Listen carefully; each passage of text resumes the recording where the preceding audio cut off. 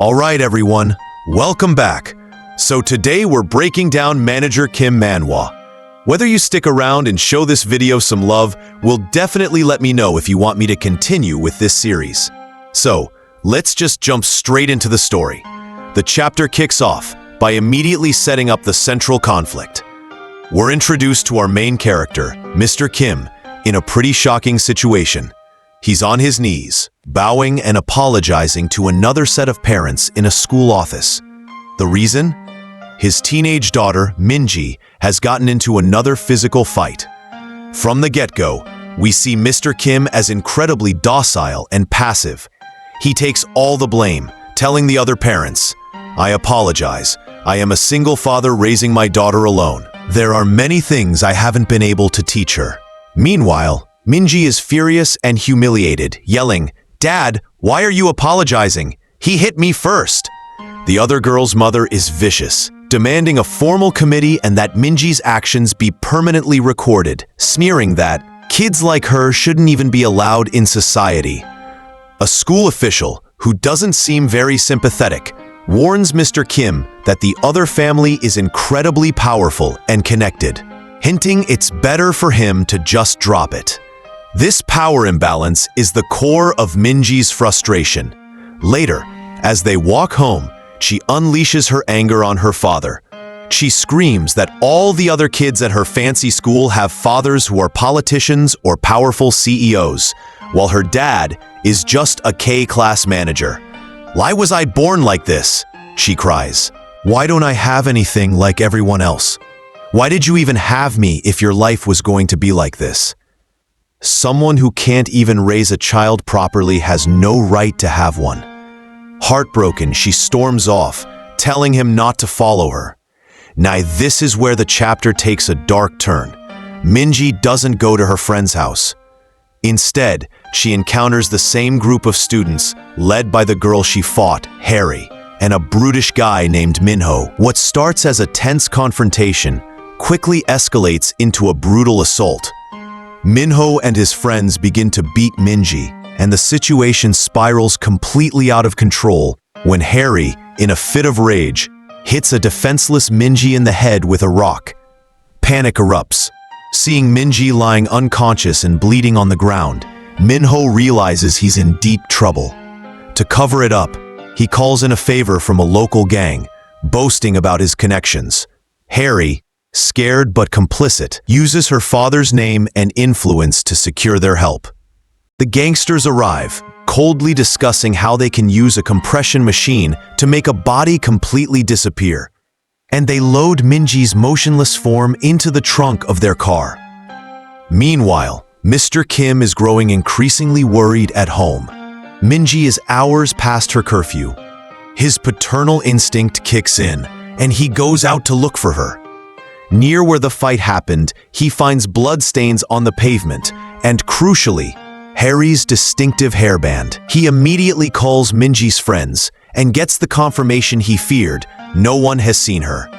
The calm, submissive mask of Mr. Kim begins to crack. We see a flash in his eyes, a glimpse of something far more dangerous lurking beneath the surface. He tracks down Minho and Harry on the street. When he approaches them, asking about Minji, Minho immediately gets aggressive, grabbing Mr. Kim's collar and threatening him. "We don't know any Minji," he snarls, preparing to throw a punch. It's at this moment that the chapter gives us our first real tease of who Mr. Kim truly is. The narrative flashes back to a military barrack where a younger, fiercer Sergeant Kim has a gun to his superior's head, demanding to be released.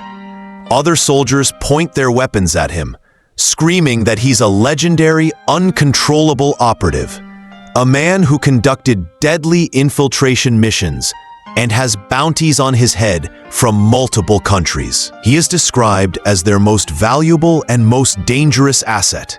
Back in the present, Minho, trying to intimidate Mr. Kim, rips his shirt open and freezes. Both he and Harry stare in utter terror. Mr. Kim's body is a roadmap of violence, covered in scars, bullet wounds, and the marks of a life spent in combat.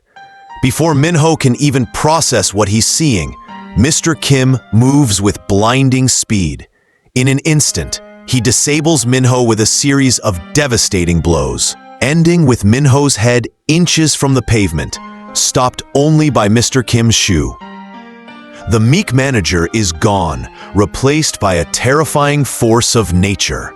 Leaning over a terrified Minho, Mr. Kim asks a single ice-cold question. "Where is my daughter?" Mr. Kim have wires, and he's using it to strangle Minho, whose condition is rapidly deteriorating. Harry watches in absolute terror, begging, "Please, stop." Mr. Kim ignores her, his focus entirely on Minho. He demands to know where his daughter is. Gasping for air, Minho confesses that he doesn't know the exact location. "When we were going, they were just telling us to turn left or right. They were only giving us directions. I don't know where they took your daughter. Please, believe me." Mr. Kim coldly follows up. "And you don't even know how to contact them again, do you?" Minho, broken, explains they are a point organization. The gang contacts them. They can't initiate contact. The scene then shifts to a house where we see the true villainy of this gang. A man is on his knees, begging for mercy from the gang's local head, a ruthless man named Manhwa. This man had taken a loan and signed a contract. Manhwa grabs him by the hair and snarls, "You think the contract you signed was a joke? It stated that if you couldn't repay the loan on time, you would pay the price. And I told you, the price would be your daughter." The man's daughter is there, crying, "Dad, Dad, please do something." But her father is powerless. Manhwa brutally beats the man and says, "I don't care if she's a student. We will take her organs and sell them. Scumbag, if you think we're wronging her, we can sell your organs instead." He then orders his men to take the girl away, forcing her helpless father to watch. Just as the gang is about to take the girl, the doorbell rings. Suspecting a delivery boy, Manhwa tells a thug not to open the door. The thug realizes the back door is unlocked and rushes to secure it, but it's too late. He finds Mr. Kim already inside. "Hey, who are you? You can't just break in," he shouts. Before he can finish, the sound of a brutal beating echoes through the house. Hearing the commotion, another thug grabs a baseball bat and cautiously opens the door to the room, swinging wildly. But Mr. Kim, moving with bullet-like speed, uses the first thug as a human shield. The bat smashes into his own ally's face. Mr. Kim then dodges low, delivers a powerful uppercut to the bat wielder's chin, and in one fluid motion, pulls a rope from his coat pocket. He expertly loops it around the thug's leg and tosses the other end over a ceiling light fixture, hoisting the man upside down in a matter of seconds. The kidnapped girl, watching this, whispers, "Amazing." Mr. Kim gets in the hanging thug's face. "Where is Minji?" The thug pleads ignorance, so Mr. Kim tightens the rope, causing excruciating pain. Meanwhile, Manhwa sees his chance and escapes through a window. Mr. Kim gives chase. As Manhwa flees down the street, he trips over a wire, a trap Mr. Kim had set, and crashes to the ground, bloodying his nose. He looks up to see a web of wires. He could have been killed. Mr. Kim emerges from the shadows, and what follows is a one-sided beatdown. We only hear the sounds of impacts and Manhwa screams. Back in the house, a bloodied and broken Manhwa is tied up. Mr. Kim has figured out the gang uses a secret messaging service for their group chats, which are deleted after each use. Frustrated by Manhwa's continued defiance, Mr. Kim breaks his arm. Manhwa, despite his state, yells, "What you're doing is illegal. I'll file a case against you, and I'm a minor. The law can't touch me." This is the wrong thing to say. Mr. Kim kicks him in the face and then walks over to his suitcase. He empties it of fake papers to reveal the hidden components of a gun. He assembles it with chilling efficiency, attaches a silencer, and presses it against Mang Chol's groin. If someone loses their parents, we call them an orphan. If a woman loses her husband, she's a widow. But for parents who lose their child, there is no word. It's too painful. We have nothing left to lose. He then says, "You say you're a minor the law can't touch? Well, I am a middle-aged man who doesn't obey the law." And with that, he pulls the trigger. The shot hits Mang Chol in the thigh, not killing him, but proving Mr. Kim's deadly seriousness. As Mang Chol screams for an ambulance, Mr. Kim delivers his final warning. "I'm letting you live because I still believe Minji is alive. If she weren't, I would kill you, your family, and everyone around you. Remember, my fist is faster than your law." As Mr. Kim goes to take Mang Chol's phone, it lights up with a new message. He reads it, and his world shatters. The message reads, "Mang Chol, we are loading the girl who fought Chairman Ju's daughter onto the ship. I have confirmed it. The girl is dead." The chapter ends with Mr. Kim staring at the message, the devastating news that his daughter may be gone forever. And just like that, the unshakable manager Kim shatters. This alpha male, a man who could burn the world down for his daughter, is brought to his knees. We see tears, actual tears, streaming down his face. He drops his bag, removes his glasses, and tries to wipe his eyes, his entire body trembling with a grief so profound it's painful to watch. But even in this state, his training kicks in. He doesn't break down completely. He immediately calls the number that sent the message. Cut to the gangster's hideout. The phone rings, and the guy who sent the message starts to panic. His buddy asks, "Who is it? Who's calling?" The panicked gangster explains, "I told them we shipped the girl off, but he's calling me. He only ever texts." That's when their leader snaps into action. He barks, "Don't answer it.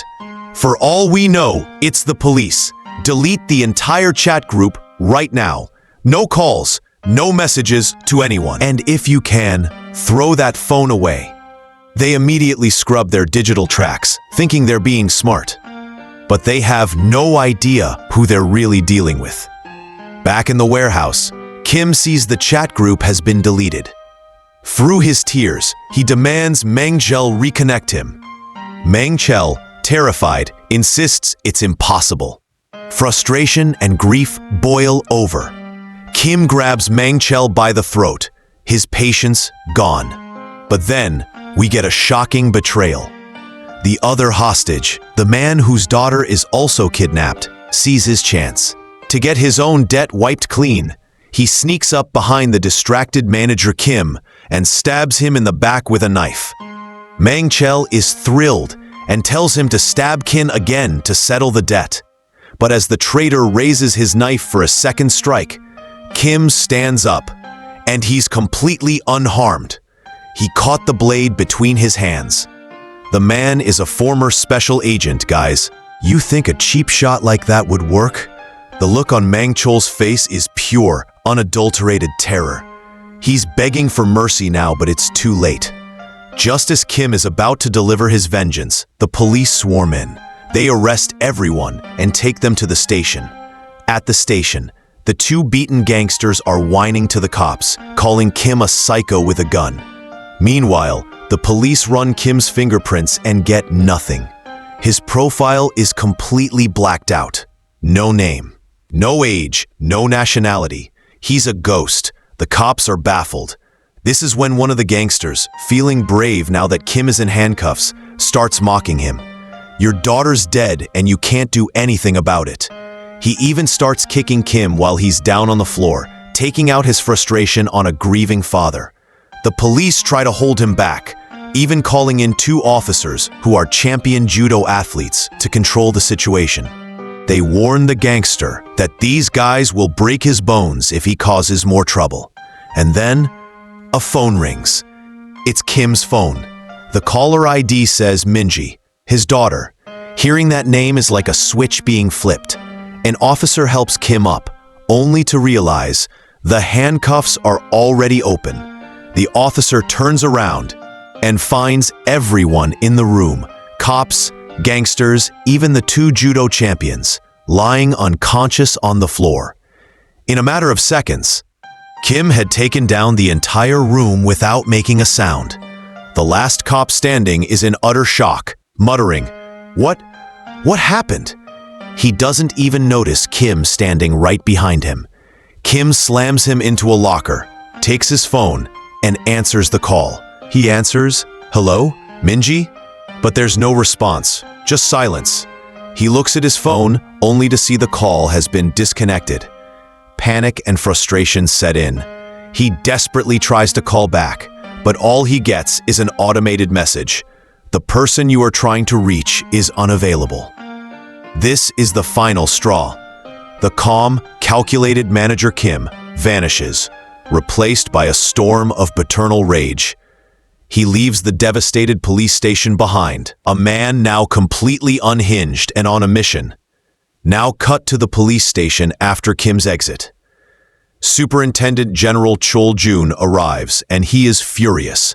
He's berating his humiliated squad, yelling, "Are you telling me one man did this? One man walked in here and made fools of all of you?" While he's in the middle of his tirade, a new character makes a stylish entrance. A man in a flat cap is stopped at the door, but he simply flashes an ID card that immediately intimidates the officer. This is no ordinary cop. Chol Jun, thinking it's a reporter, barks, "What, are the press here already?" But this new guy, oozing swagger, walks right up to Chol Jun, rips the star right off his shoulder and slaps him across the face. He introduces himself as Guk Chel, codename Groundhog. He's from the National Special Operations Unit, and he's not here to play games. He tells the terrified superintendent that he should be prepared to hand in his resignation. The power dynamic has just been completely flipped. Groundhog and his high-tech team get to work. Using advanced tracking technology, they immediately locate Minji's last known location. One agent reports they are still searching for Code 66, Manager Kim's phone. Another agent assumes Kim isn't stupid enough to keep his phone on him. But to their surprise, the tracker pings. Kim's phone is active and moving. Its location? A Taekwondo dojo. The scene shifts to the Taekwondo gym, where children are practicing. The master, a man named Hansu Song, is instructing them. This is a massive reveal for lore fans. Hansu Song is a legendary Taekwondo athlete, a gold medalist, and his name has been whispered in the Lookism universe. There are very strong theories that he is the father of another incredibly powerful fighter, Johan Song. Manager Kim enters the dojo. Hansu dismisses the kids for a break, and the two old acquaintances have a tense reunion. Kim, his voice heavy with emotion, confesses, "My daughter is dead." He explains the missed call, clinging to the slim hope that it means she's still alive and in trouble, and that she might try to call again.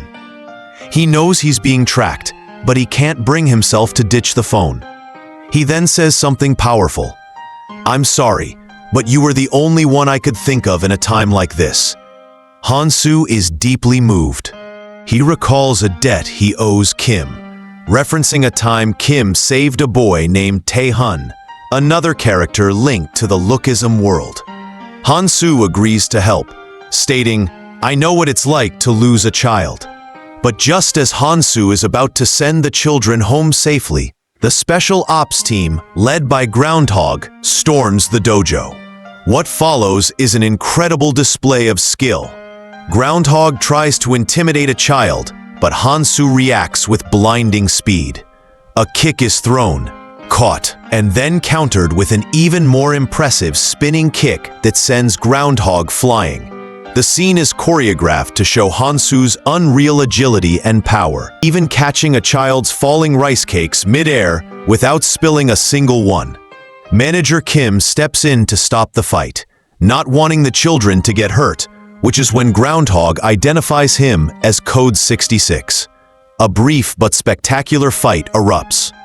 Hansu moves like a blur, taking out multiple highly trained operatives with ease, leaving them in shock, whispering, "Is that Hansu's song, the legend?" Seeing an opening, Hansu and manager Kim make their escape. As they run, Hansu remarks that it feels like the old days. They jump into a highly modified, high-tech vehicle that Hansu calls the bunker. Inside, the dynamic duo is back in action. While Hansu drives, manager Kim works on a computer. Using old skills to track signals, they deduce they need to access a larger network, and Kim finds a specific signal leading them to a new location. They arrive, only to find themselves not in a hideout, but facing a large group of tough-looking teenagers. Hansu is confused, asking if Kim is sure about the location. As they walk through the gates, we see dozens of thugs standing around, smoking, laughing, and causing trouble. That's when one of the delinquents steps forward, spits on the ground, and mocks them. "Hey, old men, what are you doing here? Looking for your lost youth or something?" Hansu Song stays calm, but replies, "Kim, are you sure the signal's from here?" Before Kim can answer, another thug walks up. He's huge, muscular, tattooed, and clearly the boss of the group outside. His name is Lee-jin Shim, vice head of the KD gang, one of the 4 major gangs from the southern Gyeonggi region. He laughs and says, "What's this? 2 middle-aged guys in taekwondo uniforms walking into our turf? What is this? Some kind of fancy dress day? Get lost before you break your bones. The biggest gangs from the south are meeting here today, and trust me, you don't want to be in the middle of it." But Kim and Hansu, they don't even blink. They keep walking. Kim, still focused on the signal, mutters, "The location's coming from the first floor of the middle building. We'll have to take a left when we get there." Lee-jin notices that they're ignoring him, and his pride takes a hit. He steps forward, grabs manager Kim's shoulder roughly, and says, "Hey, old man, are you deaf or something? I said..."